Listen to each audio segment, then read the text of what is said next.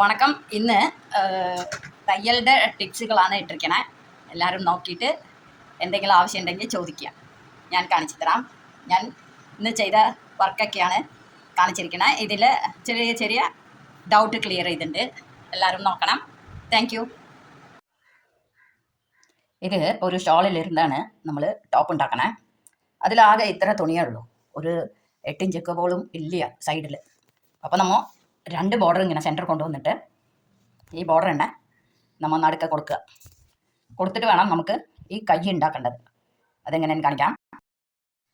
കണ്ടോ, ഇപ്പോൾ റെഡിയായില്ലേ? കൈ റെഡിയാക്കിയിട്ടുണ്ട്. നമ്മൾ ഇതിൻ്റെ അടിയിൽ ലൈനിങ് കൂടി വരും. ചെറിയ കുട്ടികളാണെങ്കിൽ ലൈനിങ് ആവശ്യമില്ല. ഈ കുട്ടിക്ക് ലൈനിങ് വെക്കുന്നുണ്ട് നമ്മൾ. ഓക്കെ, ലൈനിങ് വെച്ച് നമ്മൾ ഇങ്ങനെ അടിക്കുകയാണ്. ഇപ്പം നമുക്ക് ഇത് ഒരു ഡിസൈൻ പോലെ തോന്നിക്കും. ആ ജോയിൻറ്റും വലിയ കാര്യമായിട്ട്. ഇത് ഇപ്പോൾ ഒരു തയ്യൽ ചെയ്യുന്ന ബിഗിനേഴ്സ്ക്കാണ്.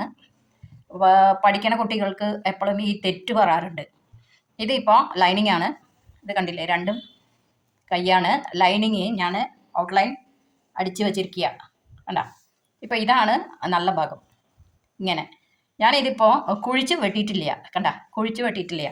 ഇപ്പോൾ ആ കുട്ടികൾ പുതിയതായിട്ട് പഠിക്കുന്നവർ ഇങ്ങനെ ഔട്ട്ലൈനൊക്കെ അടിച്ച് റെഡിയാക്കി കഴിഞ്ഞിട്ട് ഇപ്പോൾ നല്ല ഭാഗം, അതിൻ്റെ മുകളിൽ നല്ല ഭാഗം വെച്ച് കഴിഞ്ഞിട്ട് അവർ കുഴിച്ച് വെട്ടിയാൽ ഈസി ആയിരിക്കും. രണ്ടും ഉള്ളിൽ രണ്ടും നല്ല ഭാഗം വയ്ക്കുക. ഇങ്ങനെ വെച്ചിട്ട് ചെയ്യുകയാണെങ്കിൽ അവർക്ക് തെറ്റ് വരില്ല. കുറേ കുട്ടികൾ എന്ത് ചെയ്യുമെന്ന് വെച്ചാൽ അവർ അടിച്ച് കഴിഞ്ഞിട്ട് നോക്കുമ്പോൾ ലെഫ്റ്റ് റൈറ്റ് ഉണ്ടാവില്ല. 2 കൈയും റൈറ്റ് ആയിരിക്കും, 2 കൈയും ലെഫ്റ്റ് ആയിരിക്കും. അപ്പം അങ്ങനെ പറയാണ്ടിരിക്കാനാണ് ഈ മെത്തേഡ് പറഞ്ഞാൽ. ഇങ്ങനെ ഉള്ളിലെ 2 നല്ല ഭാഗം വയ്ക്കുക, പിന്നീട് കുഴിച്ച് വെട്ടുക. ഓക്കെ, ഇപ്പോൾ ഞാനിങ്ങനെ കണ്ട കുഴിച്ച് വെട്ടിയിട്ടുണ്ട്. ഇപ്പോൾ നമുക്ക് 2 കൈകളും മടക്കി വയ്ക്കുമ്പോൾ ഓരോ കൈയും ഓരോ ലെഫ്റ്റ് റൈറ്റ് കറക്റ്റായിട്ട് കിട്ടും. ഇങ്ങനെ ചെയ്യാൻ ശ്രമിക്കുക പുതിയതായിട്ട് പഠിക്കുന്ന കുട്ടികൾക്ക്. ഓക്കെ, കണ്ട ഇപ്പോൾ വന്നില്ലേ? Okay, thank you.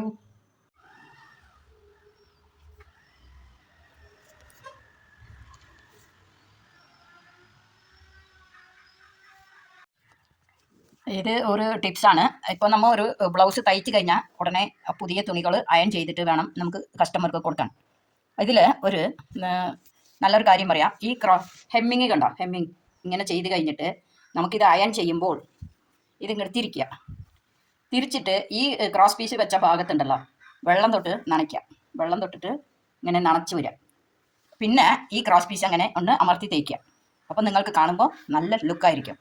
ഓക്കെ, ഞാനിപ്പോൾ വെള്ളം തൊട്ട് നനച്ചിട്ട് അയൺ ചെയ്തിരിക്കുക. കണ്ട, ഇങ്ങനെ പതിഞ്ഞിരിക്കും. ഇവിടുത്തെ ബാക്കിൻ്റെ ഹെമ്മിങ് ഒക്കെ നീറ്റ് ആൻഡ് ക്ലിയർ ആയിരിക്കും, സൂപ്പറായിരിക്കും. ഫ്രണ്ട് തേക്കുമ്പോൾ ഇങ്ങനെ നമുക്ക് കപ്പ് ഇങ്ങനെ കറക്റ്റ് വെച്ച് ഷോൾഡർ വരെ മടക്കി വയ്ക്കുക. ഇങ്ങനെ തേച്ച് കഴിഞ്ഞാൽ ആ കപ്പ് ഇങ്ങനെ ഭംഗിയിൽ നിൽക്കും. പുതിയ ഡ്രസ്സ് തീർച്ചയായിട്ടും തേക്കണം.